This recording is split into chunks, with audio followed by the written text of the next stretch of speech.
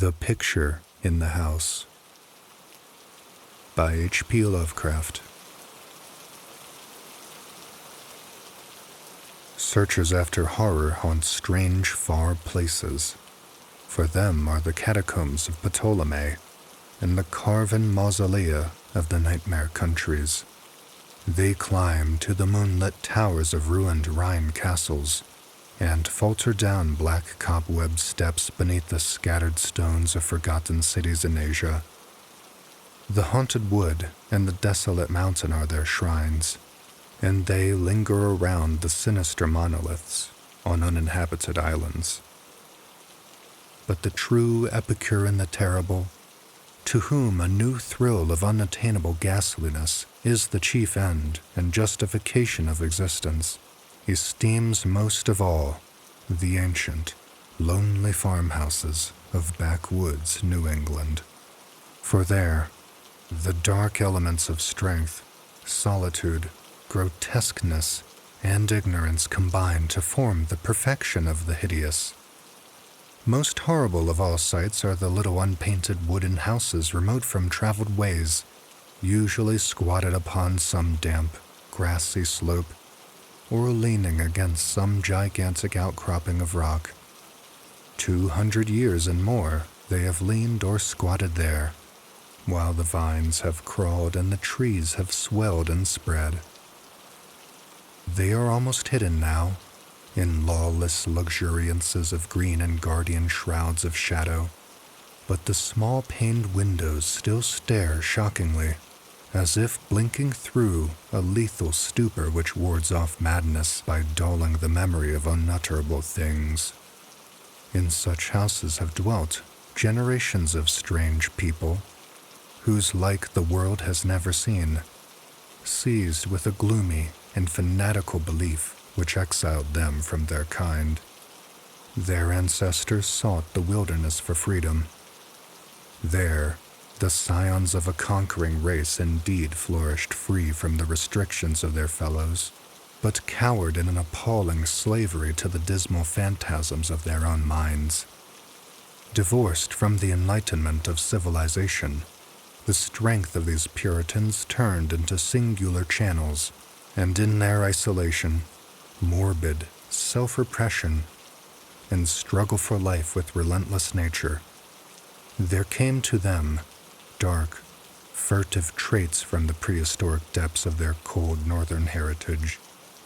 By necessity practical, and by philosophy stern, these folks were not beautiful in their sins, erring as all mortals must. They were forced by their rigid code to seek concealment above all else, so that they came to use less and less taste in what they concealed. Only the silent, sleepy staring houses in the backwoods can tell all that has lain hidden since the early days. They are not communicative, being loath to shake off the drowsiness which helps them forget. Sometimes one feels it would be merciful to tear down these houses, for they must often dream. It was to a time-battered edifice of this description that I was driven one afternoon in November 1896, by a rain of such chilling copiousness that any shelter was preferable to exposure. I had been traveling for some time amongst the people of the Miskatonic Valley, in quest of certain genealogical data, and from the remote, devious, and problematical nature of my course, had deemed it convenient to employ a bicycle despite the lateness of the season.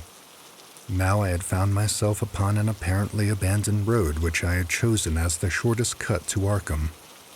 Overtaken by the storm at a point far from any town, and confronted with no refuge save the antique and repellent wooden building, which blinked with bleared windows from between two huge leafless elms near the foot of a rocky hill. Distant though it was from the remnant of a road, the house nonetheless impressed me unfavorably the very moment I espied it. Honest, wholesome structures do not stare at travelers so slyly and hauntingly, and in my genealogical researches, I had encountered legends of a century before which biased me against places of this kind, yet the force of the elements was such as to overcome my scruples, and I did not hesitate to wheel my machine up the weedy rise to the closed door which seemed at once so suggestive and secretive. I had somehow taken it for granted that the house was abandoned, yet as I approached it I was not so sure, for though the walk was indeed overgrown with weeds, they seemed to retain their nature a little too well to argue complete desertion. Therefore, instead of trying the door, I knocked, feeling as I did a trepidation I could scarcely explain. As I waited on the rough, mossy rock which served as a doorstep, I glanced at the neighboring windows and the panes of the transom above me, and noticed that although old, rattling and almost opaque with dirt, they were not broken. The building, then, must still be inhabited, despite its isolation and general neglect. However, my rapping evoked no response, so after repeating the summons I tried the rusty latch and found the door unfastened. Inside was a little vestibule with walls from which the plaster was falling, and through the doorway came a faint but peculiarly hateful odor. I entered, carrying my bicycle, and closed the door behind me. Ahead rose a narrow staircase, flanked by a small door probably leading to the cellar, while to the left and right were closed doors leading to rooms on the ground floor. Leaning my cycle against the wall, I opened the door at the left and crossed into a small, low-ceiled chamber, but dimly lighted by its two dusty windows and furnished in the barest and most primitive possible way. It appeared to be a kind of sitting room, for it had a table and several chairs, and an immense fireplace above which ticked an antique clock on a mantel. Books and papers were very few, and in the prevailing gloom, I could not readily discern the titles. What interested me was the uniform air of archaism as displayed in every visible detail. Most of the houses in this region I had found rich in relics of the past, but here the antiquity was curiously complete, for in all the room I could not discover a single article of definitely post-revolutionary date. Had the furnishings been less humble, the place would have been a collector's paradise. As I surveyed this quaint apartment, I felt an increase in that aversion first excited by the bleak exterior of the house. Just what it was that I feared or loathed, I could by no means define, but something in the whole atmosphere seemed redolent of an unhallowed age, of unpleasant crudeness, and of secrets which should be forgotten. I felt disinclined to sit down, and wandered about examining the various articles which I had noticed. The first object of my curiosity was a book of medium size, lying upon the table, and presenting such an antediluvian aspect that I marveled at beholding it outside a museum or library. It was bound in leather, with metal fittings, and was in an excellent state of preservation, being altogether an unusual sort of volume to encounter in an abode so lowly. When I opened to the title page, my wonder grew even greater, for it proved to be nothing less rare than Pigafetta's account of the Congo region, written in Latin from the notes of the sailor Lopez, and printed at Frankfurt in 1598. I had often heard of this work, with its curious illustrations by the brothers Debray, hence for a moment forgot my uneasiness and my desire to turn the pages before me. The engravings were indeed interesting, drawn wholly from imagination and careless descriptions, and represented Africans with white skins and Caucasian features. Nor would I soon have closed the book had not an exceedingly trivial circumstance upset my tired nerves and revived my sensation of disquiet. What annoyed me was merely the persistent way in which the volume tended to fall open of itself at plate 12, which represented in gruesome detail a butcher shop of the cannibal Anziques. I experienced some shame at my susceptibility to so slight a thing, but the drawing nevertheless disturbed me, especially in connection with some adjacent passages descriptive of Anzique gastronomy. I had turned to a neighboring shelf and was examining its meager literary contents. an 18th century Bible, a Pilgrim's Progress of like period, illustrated with grotesque woodcuts and printed by the almanac maker Isaiah Thomas, the rotting bulk of Cotton Mather's Magnalia Christi Americana, and a few other books of evidently equal age, when my attention was aroused by the unmistakable sound of walking in the room overhead.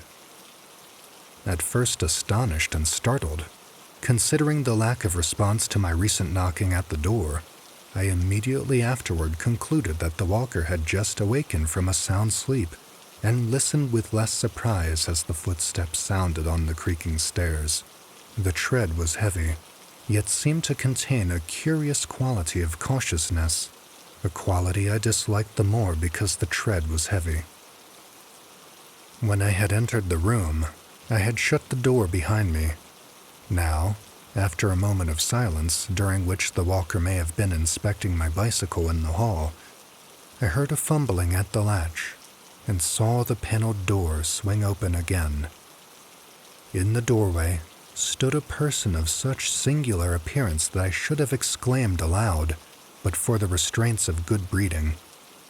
Old, white-bearded, and ragged, my host possessed a countenance and physique which inspired equal wonder and respect.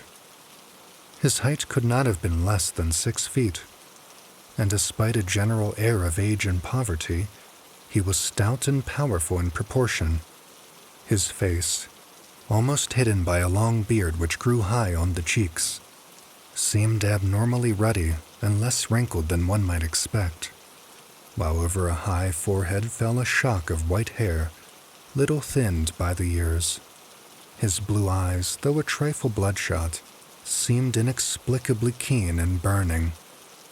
But for his horrible unkemptness, the man would have been as distinguished-looking as he was impressive. This unkemptness, however, made him offensive despite his face and figure. Of what his clothing consisted I could hardly tell, for it seemed to me no more than a mass of tatters surmounting a pair of high heavy boots, and his lack of cleanliness surpassed description.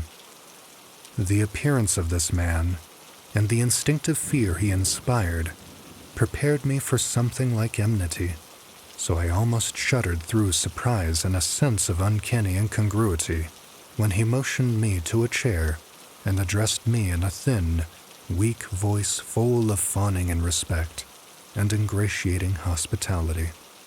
His speech was very curious, an extreme form of Yankee dialect I had thought long extinct, and I studied it closely as he sat down opposite me for conversation. "Catched in the rain, be ye?" he greeted. "Glad ye was nigh the house and had the sense to come right in. I calculate I was asleep, else I'd a heard ye. I ain't as young as I used ter be, and I need a powerful sight o' naps nowadays. Travelin' fur? I ain't seed many folks long this road since they took off the Arkham stage."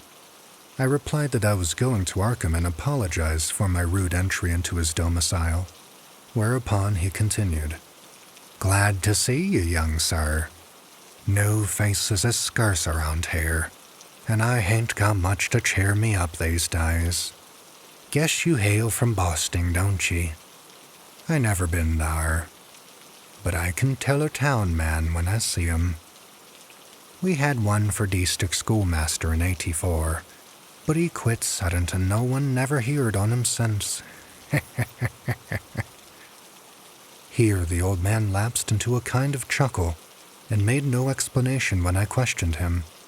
He seemed to be in an aboundingly good humor, yet to possess those eccentricities which one might guess from his grooming. For some time he rambled on with an almost feverish geniality, when it struck me to ask him how he came by so rare a book as Pigafetta's Regnum Congo. The effect of this volume had not left me, and I felt a certain hesitancy in speaking of it. But curiosity overmastered all the vague fears which had steadily accumulated since my first glimpse of the house. To my relief, the question did not seem an awkward one, for the old man answered freely and volubly. Oh, that Afriky book? Captain Ebenezer Holt traded me that in '68. Him as was killed in the war. Something about the name of Ebenezer Holt caused me to look up sharply. I had encountered it in my genealogical work, but not in any records since the Revolution. I wondered if my host could help me in the task at which I was laboring, and resolved to ask him about it later on. He continued. Ebenezer was on a Salem merchantman for years, and picked up a sight o' queer stuff in every port. He got this in London, I guess. He used to like to buy things at the shops.